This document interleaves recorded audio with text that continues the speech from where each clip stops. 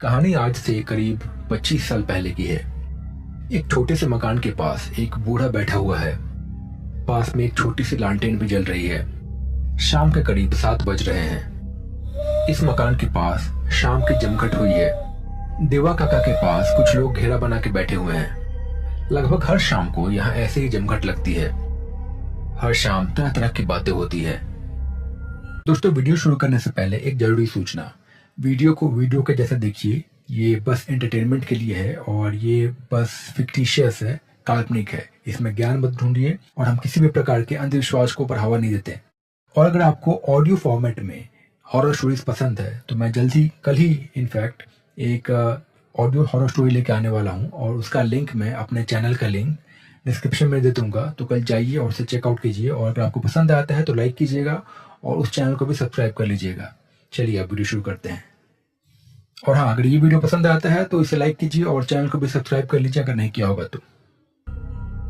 ऐसा लग रहा है जैसे सर्दियां इस बार जल्दी खत्म हो गई।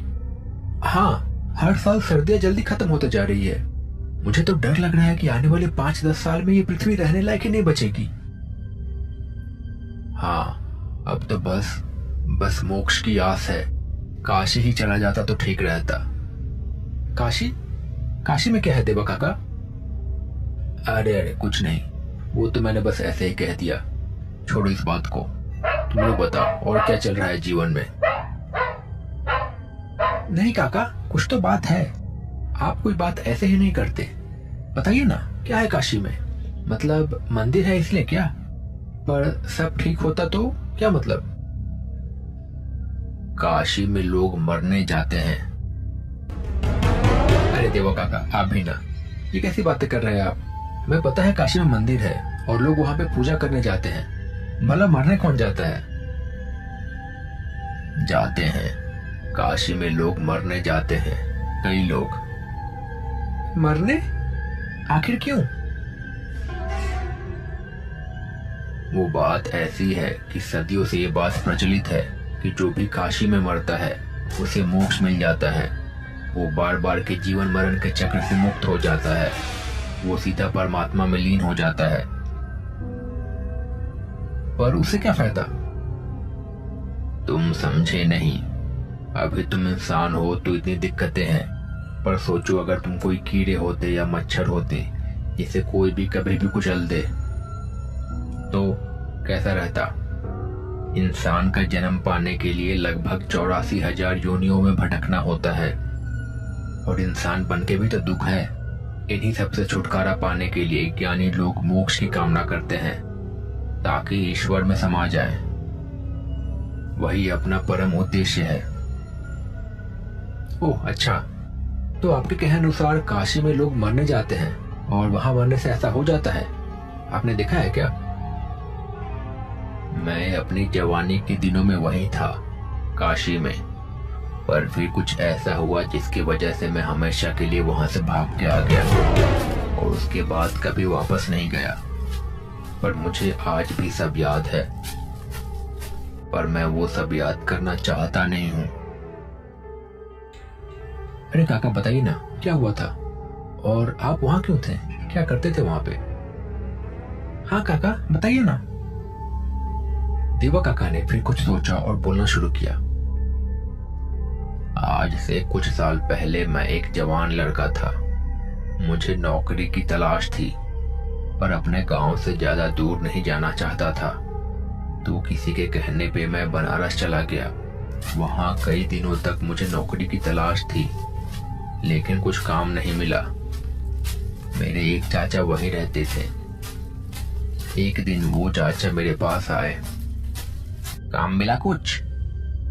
नहीं चाचा, कुछ भी काम नहीं मिल रहा है। कोशिश तो कर रहा हूं पर कुछ अच्छा मिल नहीं रहा है। अच्छा, मेरे पास एक काम है, तू चाहे तो कुछ दिन कर सकता है, पर काम थोड़ा अलग है। हिम्मत दिखानी होगी। मैं करूंगा ना। क्या काम है बताइए? ये काशी है, कई घाट है यहाँ पे। कई घाटों पे ना जाने कितने लोगों को इस दुनिया से मुक्ति मिल रही है। पर ऐसे ही एक घाट के पास एक गली है और यहाँ एक मकान है, पुराना पर मजबूत मकान। इसका नाम है मुमुक्षु भवन या मुक्ति भवन। देवा काका और उसके चाचा उसी भवन की ओर आगे बढ़ते चले जा रहे हैं। उन्होंने देखा कि घर के वरांडे में कई बूढ़े लोग बैठे हुए हैं, कोई आदमी तो कोई औरत भी। चाचा, ये कौन है? क्या ये कोई वृद्धाश्रम है? पर यहाँ कैसे? हमारे यहाँ तो लोग बुजुर्गों का काफी ख्याल रखते हैं। नहीं, ये लोग मरने वाले हैं। ये सब लोग यहाँ मरने का इंतजार कर रहे हैं। इन सबका और इस शहर का मानना है कि जो लोग भी काशी में मरते हैं उन्हें मोक्ष प्राप्त होता है। अब मौत कब आए कि पता नहीं, तो ये सब यहीं रहते हैं और यहीं रह के मौत का इंतजार करते हैं, ताकि अगर मौत आ गई तो मोक्ष की प्राप्ति होगी।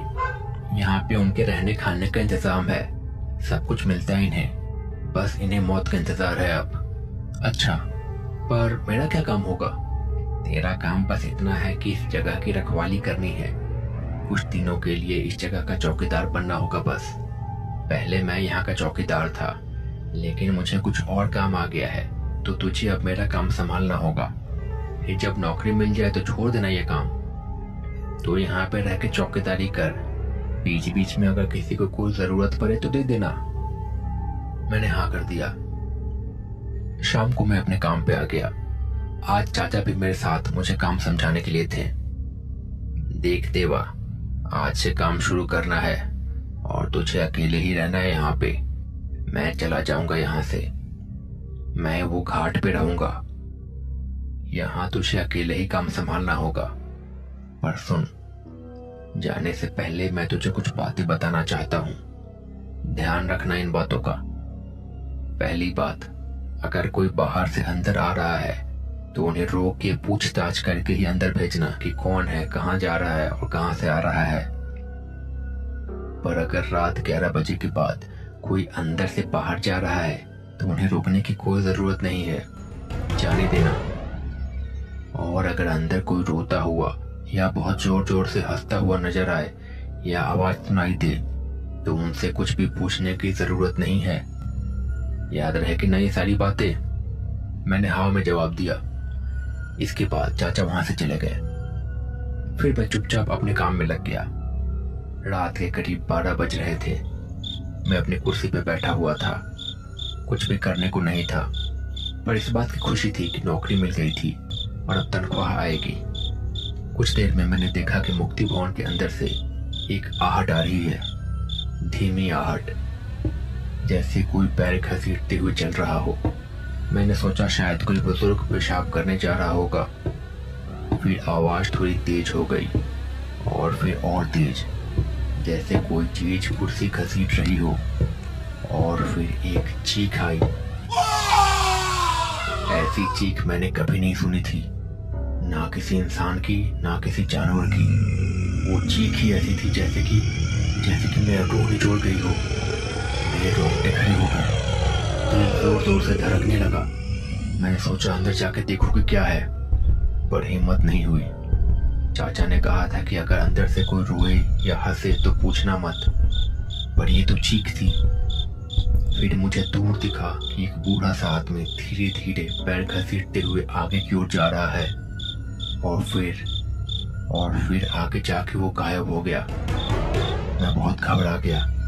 मैं वैसे ही बैठे रहा। कुछ देर के बाद सब शांत हो गया, बिल्कुल शांति, ऐसी शांति जो डरावनी लग रही थी।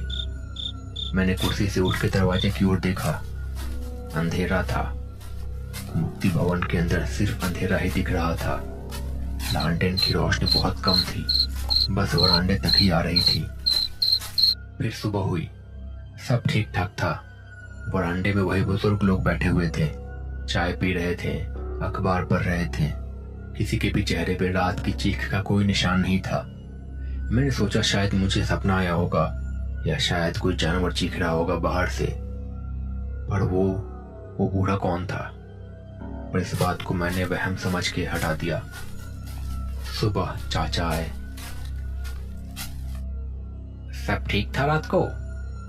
हाँ चाचा, सब ठीक था, सब शांत था। चाचा ने मुझे घूर के देखा, जैसे वो जान रहे हो कि मैं झूठ बोल रहा हूं। सच बता, कोई आवाज सुनी? वो एक चीख सुनी थी रात को। मैंने कहा था ना, कुछ मत पूछना। और वो चीख, वो बहुत डरावनी थी। यहाँ ऐसी चीजें होती रहती है। ये मुक्ति भवन है, यहाँ मौत का साया रहता है। आदत पड़ जाएगी। बस याद रखना कि रात के 11 बजे के बाद कोई बाहर जाए तो उसे रोकना मत। और अंदर से किसी की रोते हुए या हंसने की आवाज आए तो उस बात में ज्यादा ध्यान मत देना, नजरअंदाज कर देना। और चीखों को भी नजरअंदाज करना सीख लो।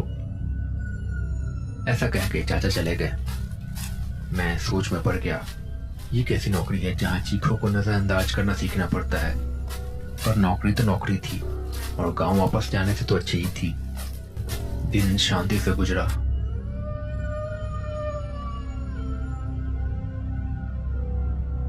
फिर शाम हुई और फिर रात। आज थोड़ी हिम्मत आई थी। मैंने सोचा आज अगर चीख सुनाई दी तो अंदर जाके देखूंगा कि क्या है। रात के करीब 1 बज रहे होंगे। फिर आवाज आई। इस बार चीख नहीं थी, इस बार हंसी थी। और हंसी जो कि रुला दे, किसी बूढ़ी औरत की हंसी, रोती हुई हंसी, आंसू भरी हंसी। मैं गलियारे में आगे चलता गया और फिर वहां मैंने एक दरवाजा खोल के अंदर देखा। अंदर अंधेरा था, सिर्फ लालटेन की रोशनी बरामदे तक थी। हंसी अंदर से आ रही थी, पर दिख कुछ भी नहीं रहा था। मैं डर के मारे जम गया, पैर हिल नहीं रहे थे। हंसी तेज होती गई और फिर अचानक बंद हो गई, बिल्कुल बंद। फिर शांति, डरावनी शांति। सुबह फिर से लोग सामान्य लग रहे थे, जैसे बुजुर्ग लोग होते हैं वैसे ही, जैसे कुछ हुआ ही नहीं हो रात को। पर मेरे अंदर डर बैठ गया था। ये मुक्ति भवन अब आम भवन जैसा नहीं था, यहाँ कुछ तो गड़बड़ थी। दूसरे दिन दोपहर में मैं मुक्ति भवन के अंदर घूम रहा था। बुजुर्ग लोग सब अपने अपने कमरों में आराम कर रहे थे। भवन बिल्कुल खाली था। मैंने सोचा चलो देखते हैं थोड़ा, देखे तो आखिर क्या है अंदर इस भवन में। मैं एक गलियारे में चल रहा था। दोनों ओर कमरे थी, सब बंद। एक कमरे से आवाज आ रही थी, रोने की आवाज, धीमे धीमे सिसकियां। मुझे चाचा की बात याद आई, रोते हुए को नजरअंदाज करना है। और अभी तो दिन था और मेरी जिज्ञासा बहुत हावी हो गई मुझ पे। मैंने दरवाजा खोला और अंदर झांका। कमरा अंधेरा था। एक बूढ़ी औरत बिस्तर पे लेटी हुई थी। चेहरा नहीं दिख रहा था, पर सिसकियां आ रही थी। मैंने सोचा शायद तकलीफ में होगी। मैंने दरवाजा खोला और अंदर गया। देवा काका ने यहाँ पे थोड़ा सा विराम लिया। गला सूख रहा था। उन्होंने थोड़ा पानी पिया। वो औरत, जब मैंने उसे देखा, वो औरत रो नहीं रही थी। तो क्या कर रही थी?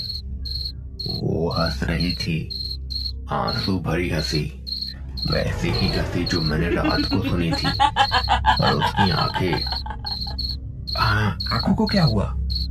उसकी आंखें खुली हुई थी, बिल्कुल खुली हुई। वो मुझे देख रही थी, पर उसकी आंखों में जिंदा दिली नहीं थी, खाली आंखें, जैसे रूह निकल गई हो। और सिर्फ खोखला जिस्म हंस रहा हो।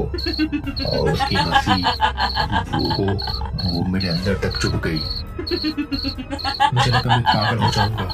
मैं भागा वहां से। भागते हुए मैं बरामदे में आया और सीधा अपनी कुर्सी पर जाके बैठ गया। दिल इतने जोर जोर से धड़क रहा था जैसे अभी फट जाएगा। फिर मैंने देखा वो औरत गलियारे में खड़ी होकर मुझे देख रही है। और फिर ऐसे ही देखते देखते और हंसते हुए वहां से गायब हो गई। शाम हुई, रात हुई। आज डर बहुत लग रहा था। मुक्ति भवन अब खौफनाक लग रहा था। मुझे लग रहा था हर कोने में कोई राज छुपा हुआ है। रात के करीब 10 बज रहे थे। मैं वरांडे में बैठा हुआ था। दूर घाट पे आरती की रोशनी दिखाई दे रही थी, पर यहाँ मुक्ति भवन में अंधेरा और सन्नाटा बढ़ता जा रहा था। ठंड भी बढ़ गई थी, सर्द हवा चल रही थी। अचानक मुझे अंदर से फिर आवाज आई। इस बार चीख नहीं, हंसी नहीं, इस बार रोने की आवाज थी। एक आदमी जोर जोर से रो रहा था, ऐसा रोना जैसे दुनिया लुट गई हो। मैंने सोचा इस बात को नजरअंदाज करना है। चाचा ने कहा था ध्यान मत देना, पर आज मेरी जिज्ञासा ज्यादा थी। फिक्र हो रही थी मुझे। वो बूढ़ी औरत, उसकी खाली आंखें, वो हंसी, कहीं ये रोना भी वैसा ही तो नहीं। मैं दरवाजा खोल के अंदर गया, लेकिन इस बार मैं डर भूल गया था। मुझे फिक्र हो रही थी। आवाज एक कमरे से आ रही थी। मैंने दरवाजा खोल के अंदर देखा। कमरा अंधेरा था। एक लालटेन कमरे के कोने में जल रही थी। रोने की आवाज बिस्तर से आ रही थी। एक आदमी बिस्तर पे बैठा हुआ था, चेहरा छुपा के, बस जिस्म कांप रहा था उसका। मैंने आवाज दी, कौन है? क्या हुआ? आदमी ने रोना बंद कर दिया। धीरे धीरे सिर उठाया, चेहरा दिखा। एक बूढ़ा आदमी, आंखें लाल, आंसू से भींगी हुई। कौन हो तुम? मैं चौकीदार हूँ, देवा नाम है। क्या हुआ? आप रो क्यों रहे हैं? बूढ़े आदमी ने कुछ कहा नहीं, बस देखता रहा। उसकी आंखें, उसकी दुखी आंखें, और उन आंखों में भी वो जिंदा दिली नहीं थी। उनमें भी वही खालीपन था। आप ठीक तो है ना? क्या मैं कुछ मदद कर सकता हूँ? बूढ़ा आदमी धीरे से बोला। उसकी आवाज भरी हुई थी। मोक्ष, मैं मोक्ष चाहता हूँ, पर मुझे डर लग रहा है। डर? किस बात का डर? मोक्ष तो अच्छी चीज है ना? अच्छी चीज या बुरी चीज कौन जाने। यहाँ सब कहते हैं मोक्ष मिलेगा, पर मैंने कुछ देखा है। क्या देखा है आपने? बूढ़े आदमी ने चारों ओर देखा, जैसे डर रहा हो कि कोई सुन तो नहीं रहा। फिर धीरे से उसने कहा, रात को वो आते हैं। कौन आते हैं? कहाँ आते हैं? यहाँ